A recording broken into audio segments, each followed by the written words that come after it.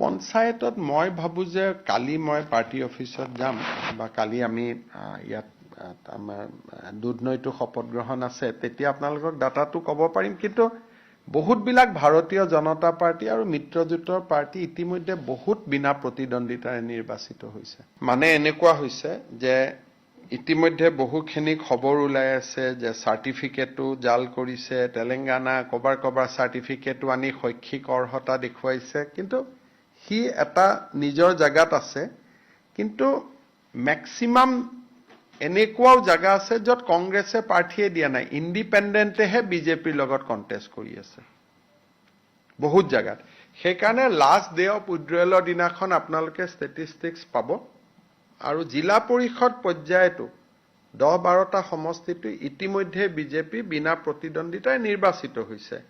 আৰু মই ভাবো যে পঞ্চায়তত আমাৰ ৰিজাল্ট খুবেই ভাল হ'ব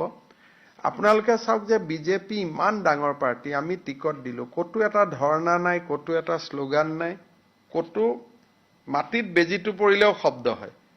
কিন্তু আমাৰ দলত মিত্ৰজোঁটৰ লগতো আমাৰ এলায়েন্স হল আমি এজিপি লগত এলায়েন্স কৰিছো গণশক্তিৰ লগত এলায়েন্স কৰিছো ৰাভা যৌথ মঞ্চৰ লগত এলায়েন্স কৰিছো কতো এটা শব্দও হোৱা নাই আৰু আমাৰ নিজৰ দলৰ পৰা আমি ইমান টিকট দিছো কিন্তু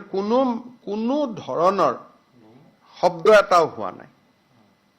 আৰু ই প্ৰমাণ কৰে যে ভাৰতীয় জনতা পাৰ্টি 2026ৰ কাৰণে আমি কোনটো লেভেলত প্ৰস্তুত হৈ আছো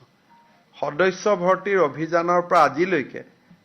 প্ৰেসিডেন্ট সিলেক্ট হল জিলা ডিস্ট্ৰিক্ট প্ৰেসিডেন্ট হল ব্লক প্ৰেসিডেন্ট হল গোটেই ডিসিপ্লিন আৰু এটা ইনভলভমেন্ট আপোনালোকে দেখা পাব আৰু এবাৰ জিলা পৰিষদতো বা পঞ্চায়ততো টিকেট ফিল্ডৰ পৰা যেনেকৈ আহিছে আমি তেনেকৈ দিছো কিন্তু কতো প্ৰতিবাদ নাই তাৰমানে পঞ্চায়তটো এটা জাস্ট আৰম্ভণি 26ৰ কাৰণে আমি কোনটো পৰ্যায়ত সাজু হৈ আছো ইয়াৰ পৰা আপোনালোকে আন্দাজ কৰিব পাৰে সক এইটো কংগ্ৰেছে যে টেপ ওলাই আছে ফোন কল ওলাই আছে টকা পইচা লৈ টিকট দিয়া ওলাই আছে মণ্ডল প্ৰেসিডেন্টৰ কাৰণে মাৰামাৰি ব্লক প্ৰেসিডেন্টৰ কাৰণে মাৰামাৰি আৰু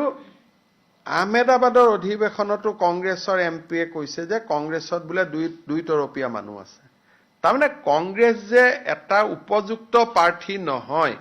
হেতু পাৰ্টি নহয় দল নহয় হেতুটো আহমেদাবাদত কংগ্ৰেছৰ অধিৱেশনত কংগ্ৰেছৰ এমপিয়ে ৰাহুল গান্ধীৰ আগতেই কৈ দিছে যে আমাৰ পাৰ্টিটোৰ অৱস্থা ভাল নহয় ইয়াত গোটেই বিজেপিৰ মানুহেদি ভৰি আছে হেতুটো তেওঁলোকে নিজেই স্বীকাৰ কৰি লৈছে 26লৈকে কংগ্ৰেছৰ অসমত ভৰি দিব নোৱাৰে কাৰণ কিহৰ কাৰণে আমি ইমান কাম কৰি গৈ আছো পুৰা মানুহে ৰাইজৰ আশীৰ্বাদে বিজেপিৰ লগত আছে এইবিলাক যে হৈ আছে কিয় হৈ আছে ফ্ৰাষ্ট্ৰেচনৰ কাৰণে এটা জোৰহাটত শিৱসাগৰত ডিব্ৰুগড়ত নগাঁৱত ডিব্ৰুগড়ত তেজপুৰ এইবিলাকতো তেওঁলোকে সাৰেন্ডাৰ কৰিছে গণ্ডগোলো যিখিনি লাগি আছে অকল মাইনৰিটি এফেক্ট বেছি থকা জিলা কেইখনৰ পৰাহে খবৰবোৰ পাই আছে সেইকেইখন জিলা যদি নাই তেতিয়াতো কংগ্ৰেছৰ বাতৰিও নাই গতিকে কংগ্ৰেছে অকল সংখ্যালঘু অধ্যুষিত এৰিয়া বিলাকৰ কপাৰাহে গণ্ডগোলৰ বাতৰি আহি আছে বাকি জায়গাতো তেওঁলোকৰ হাৰ খুৰে নাই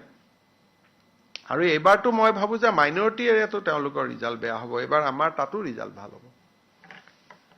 বহুত বিলাক মাইনৰিটি এৰিয়াটো আমি ভাল কৰি জিকিম